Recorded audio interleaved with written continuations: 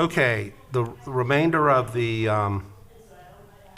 general appearance speakers all appear to be on the Lake Eola Swan issue. So I'm going to have Rodney come up and give a quick overview on the unfortunate deaths of a large number of swans from avian flu at Lake Eola Park, and that'll lead into Rodney is our interim director of Parks and Recreation. Lisa Early is in the midst of retirement, so Rodney will be taking that on as a permanent status at the appropriate time.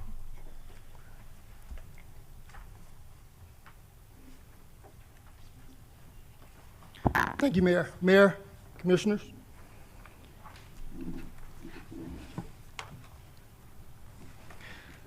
The tragic loss of swans at Lake Eola, as well as other wild birds from the avian influenza, is difficult for all of us. These animals hold a special place in our hearts at Families, Parks, and Recreation, and we do not take this lightly. These are the steps we have taken since we learned of the outbreak. We consulted experts to confirm proper protocols, FWC, Department of Health, USDA labs, ongoing reporting and consultation with FWC and Department of Health, consulted with the veterinarian on proper care for the swans, implemented sanitizing of the park, removed bird feeders, shared information with the public.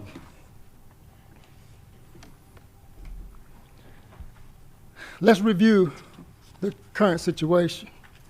At Lake Eola, we have experienced 37 total deaths. 29 of those have been mute swans. 4 of those were wild and not part of the Lake Eola flock. The 8 others were wild birds. We have had only 1 swan death since January 21st. Our current swan flock stands at 44 birds. Test results from the state of Florida Brunson Animal Disease Diagnostic Laboratory have confirmed avian influenza as the cause of death among our swans. During this time, we are receiving advice from experts including Dr. Jeffrey Gardner, a veterinarian with expertise in swans. He is the vet you see at our annual Swan Roundup. Florida Fish and Wildlife Conservation Commission, Florida Department of Agriculture and Consumer Services, which runs the lab, and the Florida Department of Health. Each has confirmed that this strain of avian influenza is a global concern, not just in our area, but widespread across the nation and around the globe. We have been advised to allow the avian influenza to run its course. We have received reports of 3 confirmed wildlife deaths at Lake Davis Park.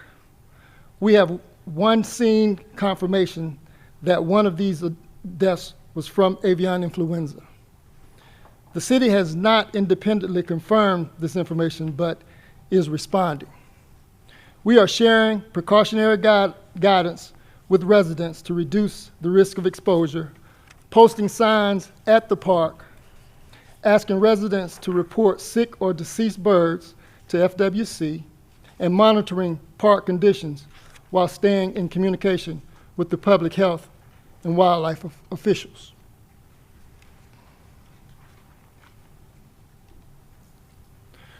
Moving forward, we will continue to monitor our swans for any signs of illness and respond with care. We will also continue maintenance of the park and procedures advised by Florida Fish and Wildlife Conservation Commission, as well as sharing information with the public on protecting themselves from exposure to avian influenza. There will be a full review of our processes and procedures for our SWAN program, input from experts, consultation with other city departments when needed, and the creation of a system of best practices for moving forward to ensure the highest standards of care for our beloved swans. Thank you, Mayor, Commissioner. Okay, we have 6 speakers. Are there any questions for Rodney at this point? Okay, it'll be Andrew Marshall, Caitlin Matheny, Harris Lear, Olive, Olivia Glazier, Rosina McWicker, and Megan Core. Mayor Dyer, may I ask, before my time starts, I'd like to present the petition to the city clerk. It has over 2,200 signatures in regards to requesting responsible care for our city-owned swans. This is not about avian influenza. In addition, I'd like to ask those who are here today in support of the swans to please briefly stand. Sorry, ladies, it takes a moment.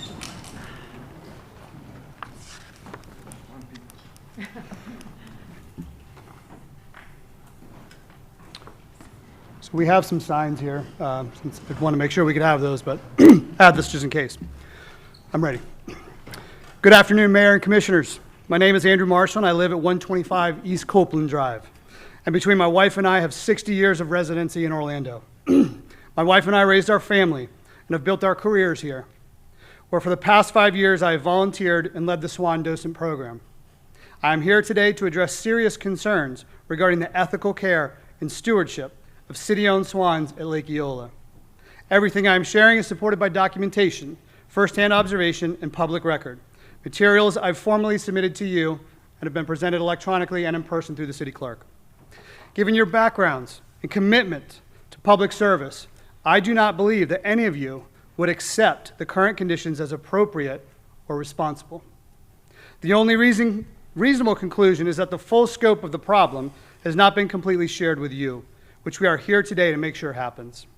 As you know, the swans at Lake Eola are purchased by you, the city, owned by you, and their wings are clipped by law, meaning they are fully confined to this lake.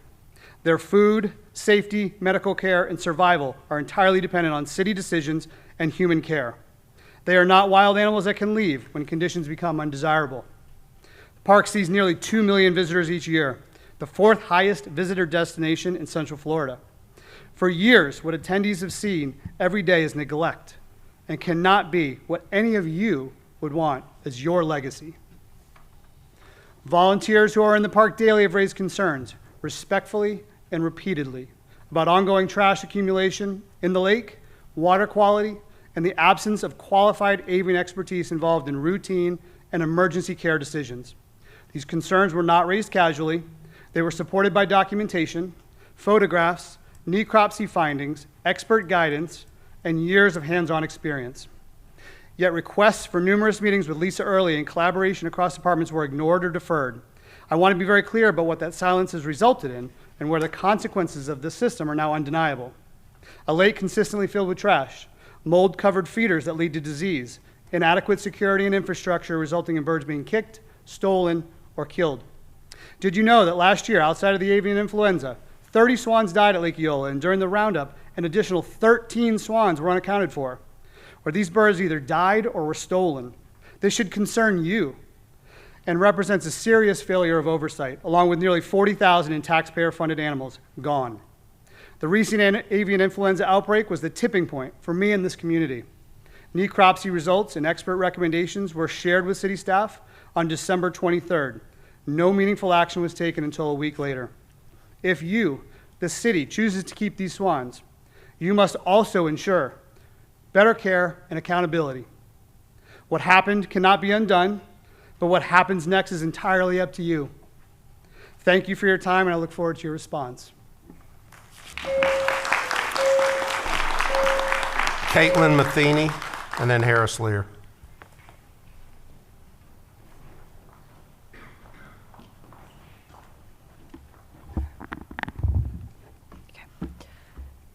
Good afternoon, Mayor and members of the City Commission. My name is Caitlin Matheny, and I'm a resident of Orlando at 1611 South Eola Drive. Thanks for allowing me to speak today. I'm here to address sanitation, water quality, and the city's management of the wonderful swans at Lake Eola. Lake Eola is a downtown stormwater retention basin. That means it's designed to collect polluted runoff from the streets, sidewalks, and surrounding development. Every rain event washes oils, metals, fertilizers, and other contaminants directly into the water. Yet the city is keeping a large population of swans in that same water, which creates constant exposure to pollution and chronic health stress for these animals. Trash and debris are also a persistent problem. There's garbage visibly floating in the lake and along the shoreline for days and sometimes weeks at a time. These conditions are documented in photos that Andrew Marshall has provided to council today. This is not a one-time issue, and that's why we're here, just ordinary citizens, not animal rights activists or anything like that. It's a pattern of inadequate sanitation in a public park that is heavily visited by residents and tourists. During a reporter's investigation, an independent water quality consulting firm reviewed Lake Eola. Their conclusion was that a lake of this size could realistically support only one breeding pair of swans in the wild, and that Lake Eola does not meet water quality standards needed to support aquatic life. As you all know, I think Lake Eola is 23 acres. In natural conditions, a single pair of mute swans requires 10 to 20 acres. That means the lake would normally support 2 swans, not roughly 70 earlier last year, or now I believe we're down to in the 40s. This level of overpopulation creates excessive waste, increases nutrient loading, degrades water quality, and it significantly increases the spread of disease, as we're seeing now as avian flu is spreading. The city's own feeding infrastructure is also contributing to illness. Overwater feeders are visibly moldy and dirty. These conditions promote bacterial growth, and bacterial infections have been documented in swan necropsies from 2022 through 2025. Chemical treatments are another concern. Algicides commonly used in the lakes contain copper. A public records request is currently pending to determine when copper-based algicides were last applied to Lake Eola. Copper accumulates in the lake sediments over time and is toxic to animals that forage underwater, including our swans. A necropsy from November 15th, 2024 found that elevated copper levels likely contributed to a swan's death, along with parasitic infection. Together, these facts show that the city is operating a public-facing animal program in a body of water that is structurally designed to collect pollution. This isn't an isolated problem, this is systemic. It's a public trust issue and an animal welfare issue. Thank you for your time.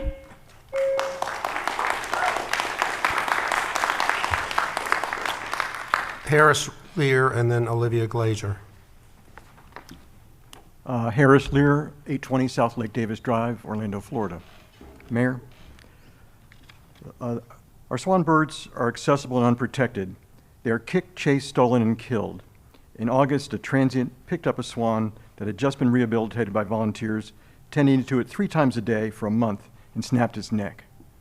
There is zero low-profile fencing or any barrier onto Robinson, where swans have wandered into the road and run over. The mate of an Australian pair was run over a few days after being donated by David and Nicole Beyer. The city has continued to lie to these donors, telling them the pair donated is thriving.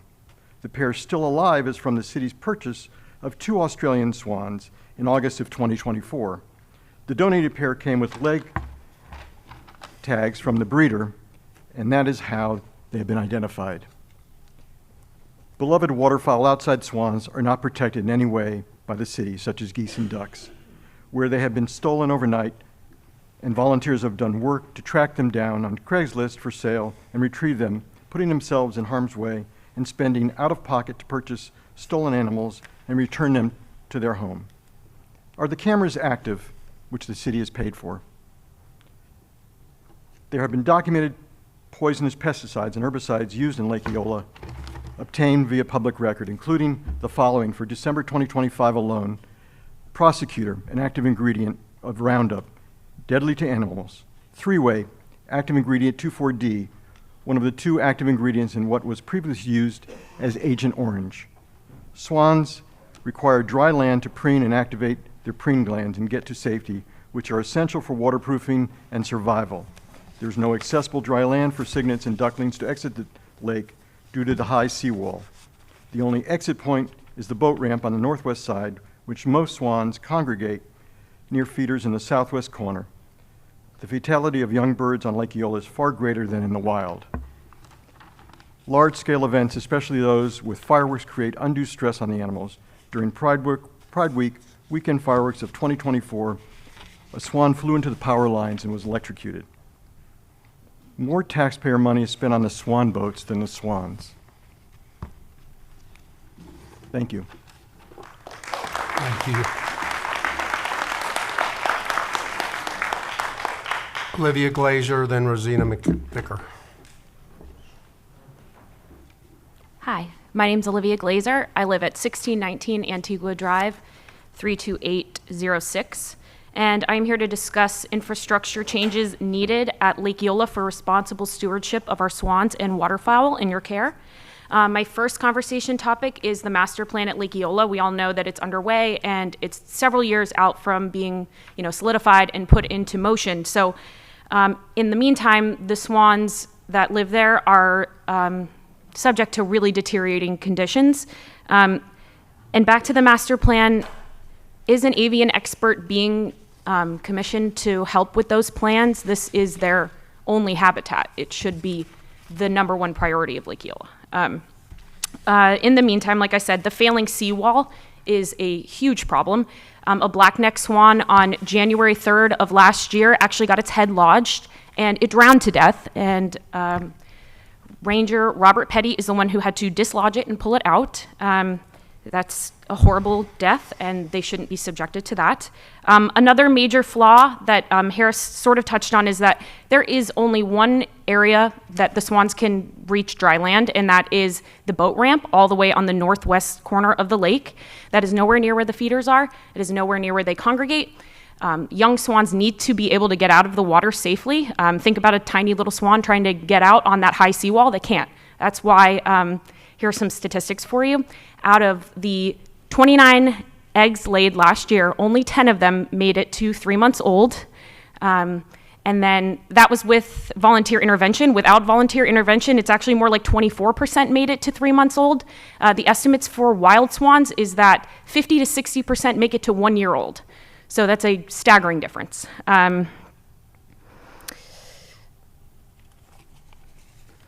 Back to the feeders. So as somebody else touched on, they're very moldy, dirty. They are a hotbed also for spreading avian influenza.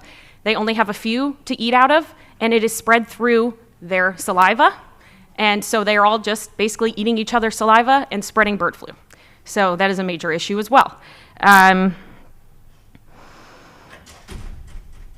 The fact that there are only a few of them in this 23 to 28 acre lake is also a huge problem. They're fighting to try to eat. There should be more, and they should be spread out for this number of swans. My last point, there are no appropriate medical pens to house the birds when they are sick or distressed. Our lead swan docent got plans done back in January of 2022 that were done by an expert in the area. 4 years later, they started working on them, and instead of using those plans, they went with ranger recommendations. They hired contractors who did not have any meaningful experience with wildlife habitats, and now they are left half complete, and we know that this is specialized stuff, but it matters. Thank you for your time.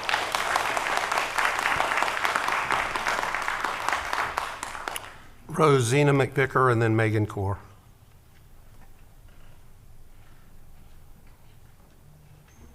Rosina McVicker, 1723 Lockwood Avenue, Orlando, Florida, 32812. Mayor Dyer, commissioners, thank you for your time this afternoon. I'm not here to tell you what to do. My background is in animal rescue and animal advocacy. I have 20 years experience in domestic animal and exotic animal rescue, 12 years in wildlife rescue, including time working at a local facility. I'm very familiar with avian influenza, as are most people in the rescue community. It's not new. It's been in the area seasonally for several years. I'm not here to tell you you can prevent it or stop it, because you can't. What has happened, though, is this outbreak of avian influenza has drawn attention to the swans at Lake Eola. And I'm appalled. I'm very familiar with animal husbandry, again, both wildlife, agricultural, domestic. The conditions of the animals are living in are deplorable. When you go and adopt an animal from the local shelter or from your local rescue, you typically sign an agreement that you'll provide the care that animal needs for its lifetime. That is appropriate housing, appropriate food, appropriate medical care. Y'all went and bought these birds years ago without a plan. If someone chooses to work with wildlife, they are regulated. There are plans, protocols, standard operating procedures as far down as species-specific size for housing, feeding protocols, everything you do on a daily basis to take care of those animals. And you have to be permitted to do that. And you're subject to inspection by FWC. Apparently, there is no oversight at Lake Eola. The conditions of the feeders are horrible, as has been mentioned by several others. The mortality rates are also appalling because traditionally, captive wildlife live longer than those in the wild because you're ideally giving excellent care and you're removing them from the hazards of living in the wild. To see the reverse happening here is very distressing. You all have a choice. You need to decide to do the right thing, bring on the right staff, implement the right protocols, or choose to move the swans. I'm not here to tell you which one. You all have a lot of experience, different backgrounds. I trust that you'll make the right decision, but you need to make a decision. Thank you for your time. Okay, and Megan Core.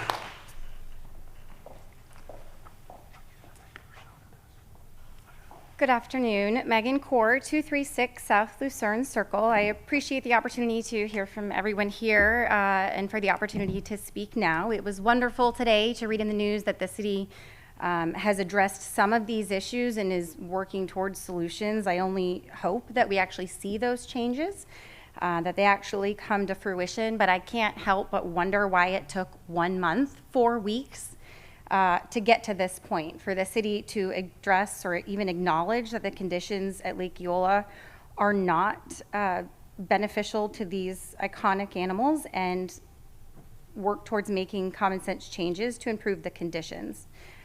In the meanwhile, avian flu has been spreading to nearby lakes in my community as I take my morning walk, and it's a new bird photo, a new dead bird photo every morning that comes through the neighborhood chain. We talked about how the city is responding. It's taking right now on average 2 days for the city to come out and recover those deceased and diseased bodies on our community lakes. This is only furthering the spread. The response has been very slow, minimal, and uncoordinated. The city knew on December 23rd there was a high probability of avian flu, yet chose not to implement any mitigation strategies or notify the public. I was actually walking at Lake Eola with my young family on Christmas Eve, and then subsequently went home to my backyard chicken flock, not realizing that I could be potentially putting them in danger.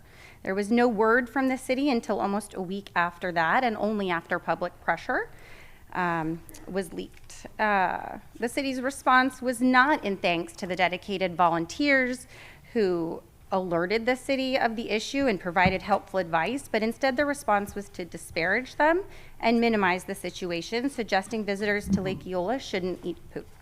With the loss of over half the city's swan population, do we still feel like they acted too soon, that they jumped the gun or overreacted? I don't think so. I think early actions would have prevented a lot of this. The volunteers who deeply care for these birds requested to meet with the parks director and the commissioner, yet were met with one-way communication and closed doors. This same response I received when our neighborhood had questions about a fish kill in our neighborhood lake. When I requested a meeting at City Hall, the response I got was I respectfully decline an invitation to a meeting. then radio silence. We still don't have answers about the fish kill, and I'm not sure we'll have answers about the avian flu. But I hope with this showing here today, there might be some action taken to improve the conditions in the city.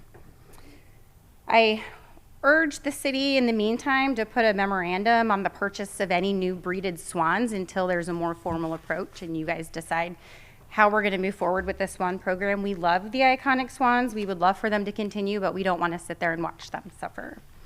So I thank you for the opportunity. Thank you. I thank all of you for your current concern and compassion towards the swans in Lake Eola as a whole. Commissioner Sheehan has been our strongest advocate on the swan program over the course of the last 20 years, so I will give her a chance to respond to some of the comments, but I will tell you we're going to take a comprehensive look at everything that goes on. I didn't realize you'd be advocating for us to take the swans out of Lake Eola. That's not my top priority for sure. We've had them here for over 100 years, beginning with, what was Billy's name? Billy the Swan. Billy the Swan. Yes. That came from Lake Lucerne initially, but he was a mean old guy and had to be separated from some of the others. But he lives on because he's the only stuffed swan that we have over at the History Center. So we obviously have a long history with our beloved swans. We want to do the right thing by the swans, and we need to evaluate exactly what that might be. Commissioner Sheehan. Well, thank you, Mayor, and I can't respond to all of the situation, but I just wanted to make a couple comments.